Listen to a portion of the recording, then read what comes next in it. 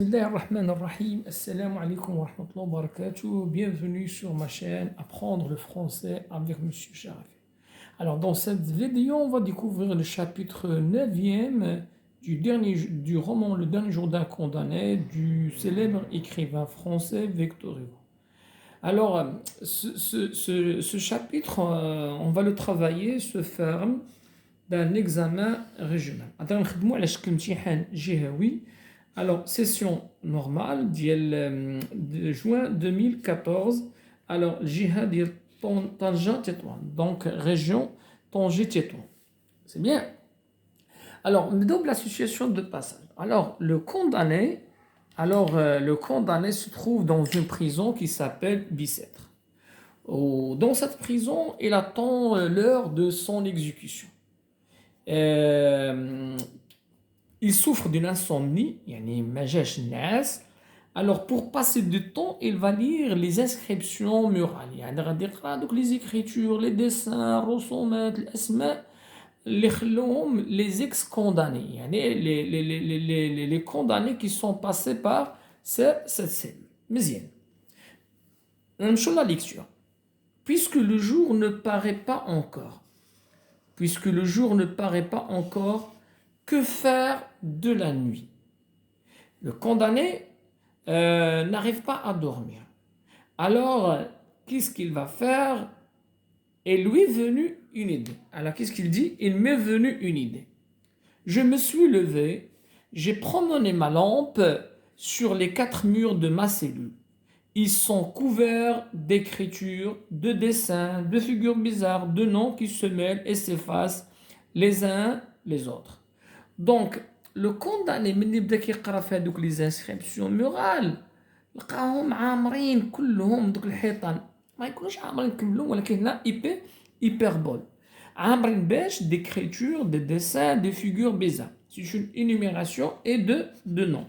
Les noms des condamnés qui sont passés par cette suite, qui se mêlent et s'effacent les uns les autres. Il semble que chaque condamné ait voulu laisser trace. يبدو أن chaque condamné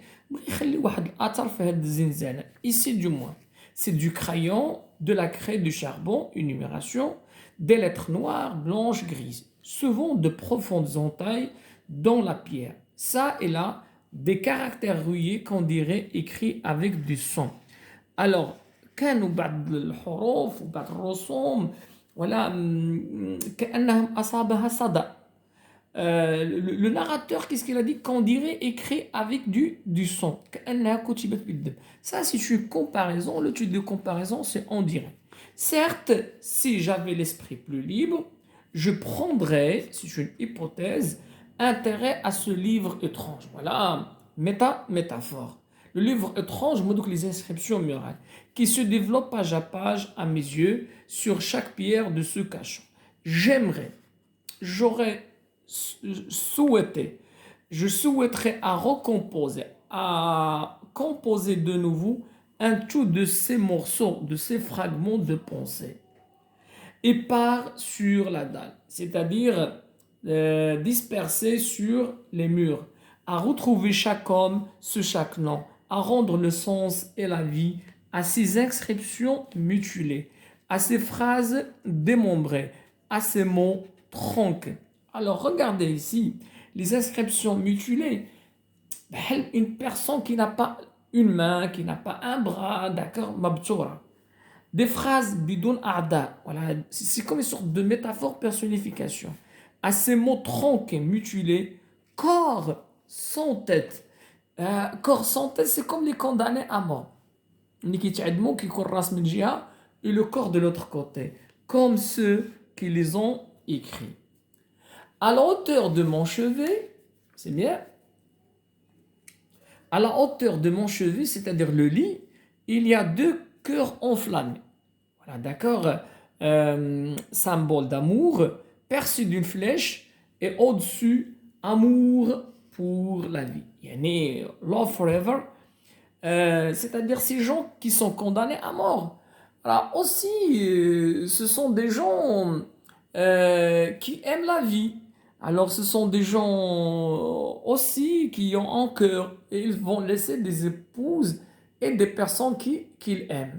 C'est bien, ils vont laisser des femmes, des personnes qu'ils aiment. Le malheureux ne prenait pas un long engagement. Alors, cette phrase, elle suscite le rire. Le malheureux ne prenait pas un engagement. C'est-à-dire, elle a failli sur sa parole, amour pour la vie. Pourquoi? Parce qu'il était condamné à mort. بحال هاد الكونداني ما وفاش بالعهد ديالو. Pourquoi? Parce qu'il a dit amour pour la vie et alors qu'il est condamné à mort. Le malheureux ne prenait pas un long engagement. Ça s'appelle ce qu'on appelle de l'humour. Ça s'appelle de l'humour rempli de, de pitié. Voilà, amour rempli de pitié. À côté, une espèce de chapeau à trois cornes avec une petite figure grossièrement dessinée au-dessus et ses mots. Vive l'empereur, c'est-à-dire Bonaparte. C'est-à-dire cette personne, elle est condamnée parce qu'il est pour un penchant politique. Encore des cœurs enflammés avec cette exception caractéristique dans une prison. J'aime et j'adore Mathieu Danvin, Jacques. Alors ce Jacques, il est condamné et guillotiné en 1821 pour alors un crime tout simplement un crime de ce qu'on appelle un crime de pudeur. Voilà, parce qu'elle est homosexuelle. Sur le mur opposé, on lit ce mot papavoine. Le P majuscule. Le papavoine, c'est un criminel qui a réellement existé à l'époque. Le P majuscule est brodé d'arabesques et enjolivé avec soin. Un couplet de chansons obscènes, un bonnet encore de liberté, symbolisant la Révolution française, Tawra. Il est condamné pour un penchant politique. Assez profondément dans la pierre, avec ci-dessous, Bory. La République, c'était un des 4 sous-officiers de La Rochelle, pauvre jeune homme, que leurs prétendues nécessités politiques sont hideuses. Pour une idée, pour un rêverie, pour une abstraction, cette horrible réalité qu'on appelle la guerre. Victor Hugo critique l'intolérance, c'est-à-dire pour un désaccord politique, on ne doit pas condamner les gens à mort. Et moi qui me plaignais, moi misérable, qui ai commis un véritable crime de sang, qui est versé du. On passe maintenant, d'accord, aux questions, d'accord, l'étude de texte et aussi, d'accord, aux questions de réflexion, questions numéro 9 et 10. Alors, lisez attentivement le texte et répondez aux questions suivantes. De quelle œuvre le texte est-il extrait? De quelle œuvre le texte est-il extrait? À quel genre appartient-elle? À quel genre littéraire appartient-elle, c'est-à-dire l'œuvre? C'était un autre roman du même auteur. Donc, sur les réponses, alors de quelle œuvre le texte est-il extrait? Le dernier jour d'un condamné. À quel genre littéraire appartient-elle, c'est-à-dire l'œuvre? C'est un roman à thèse. Qui en est l'auteur? Victor Hugo. C'était un autre roman du même auteur, Les Misérables, Notre-Dame de Paris, Claude Le Gueux. Il y a pas mal de romans écrits par, d'accord, Victor Hugo. Alors, on passe aux autres questions, d'accord. Ce sont des questions hyper faciles, d'accord, c'est bien. Alors, pour situer le texte dans l'œuvre, répondez à ces questions. Quel est le nom de la prison où se trouve le narrateur? Voilà, il s'appelle tout simplement Bicêtre. Qu'a-t-il décidé d'écrire dans l'attente de son exécution? Voilà, il a décidé d'écrire son journal des souffrances, le journal de ses souffrances, ou bien il a décidé d'écrire, d'accord, ses souffrances en attendant son exécution. À quel moment de la journée se passent les événements évoqués dans le texte? Ouais, il se passe, voilà, pendant la nuit, d'accord. Justification, vous avez dans le texte, puisque le jour ne paraît pas encore. Puisque le jour ne paraît pas encore, que faire de la nuit? Alors on peut justifier par puisque le jour ne paraît pas encore, ou bien que faire de la nuit, puisque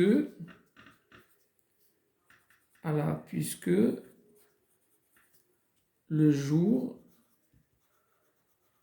ne paraît pas encore. Alors, donc, puisque le jour ne paraît pas encore. Question numéro 4.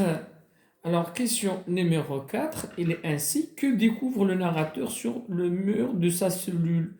Relevé du texte quatre éléments. Des écritures, des dessins, des noms et des figures.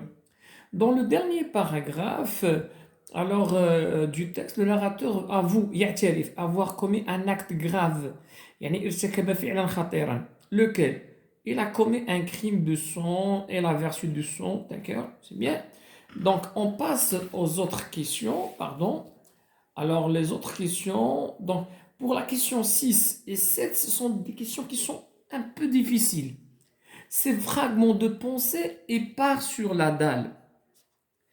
Le mot souligné dans cet énoncé signifie écrit sur la dalle, dispersé sur la dalle, gravé sur la dalle. Voilà, هاد السؤال صعيب شوية parce que les réponses ils sont trop rapprochées ou bien trop, ils ont c'est pas le même sens mais c'est difficile à ce que l'élève dit que disperser sur la dalle. Donc épars, il a le sens de disperser sur la dalle. Question numéro 7. J'aimerais recomposer un tout de ces fragments de pensée. Dans cet énoncé, quel est le sentiment exprimé par le narrateur? Donc regardez, on a j'aimerais recomposer. Alors c'est le vœu, c'est le souhait, c'est le désir, etc. Dans cet énoncé, quel est le sentiment exprimé par le narrateur? Voilà, souhait, d'accord, ou bien désir, ou bien un vœu. Quel est le moyen utilisé pour exprimer ce sentiment? Le conditionnel présent. On a aimé au conditionnel présent. Cette horrible réalité qu'on appelle la guillotine, la figure de style employée dans cet énoncé, est-ce que c'est une métaphore, métonymie, hyperbole? Donc c'est une hyperbole. Voilà, طنجات طبعا كيتعملوا فيهم في les examens régionaux صراحة. Alors, نمشيو la question ما عندهم مع الاسبانيولية. Alors, on la question suivante. Alors, ouais, c'est une question de réflexion. Selon vous, pourquoi les prisonniers laissent-ils des traces sur les murs de leurs cellules? Répondez en 3 lignes au maximum. C'est-à-dire que vous ne devriez pas dépasser 3 lignes. 1, 2 ou bien 3. À mon avis, les prisonniers laissent des traces sur les murs pour passer du temps, se distraire, pour marquer leur séjour dans cet endroit, pour exprimer leur souffrance et pour faire passer un message. Question 10, le narrateur semble éprouver un sentiment de pitié envers les prisonniers qui sont passés par la même cellule. Êtes-vous d'accord avec cette affirmation? Est-ce que vous êtes d'accord à ce que le condamné éprouve de pitié pour ses condamnés, ou bien pour ses ex-condamnés? En ce qui me concerne, j'approuve cette affirmation, car avant tout, ce sont des êtres humains. Ils ont beaucoup souffert avant leur exécution. Ils étaient enfermés loin de leurs épouses. Ajoutant à cela, la majorité sont condamnés pour des motifs futiles. D'autres vont dire je suis d'accord avec cette affirmation parce que ce sont des êtres aimants et engagés. Alors, pour la production écrite, elle était ainsi. Certaines personnes, certains pensent qu'il faut punir sévèrement les individus qui commettent des délits graves. D'autres, au contraire, considèrent qu'on doit être indulgent avec eux. عندنا رأيين مختلفين. البعض كيعتقد أننا خصنا نعاقبوا بقساوة الأفراد اللي كيرتكبوا أعمال إجرامية خطيرة، وآخرين تيقولوا لا، خصنا نتعاملوا معهم بتوليرونس، بتسامح، يعني نعاقبوهم ولكن با سيفيرمون. كون بونسيفو؟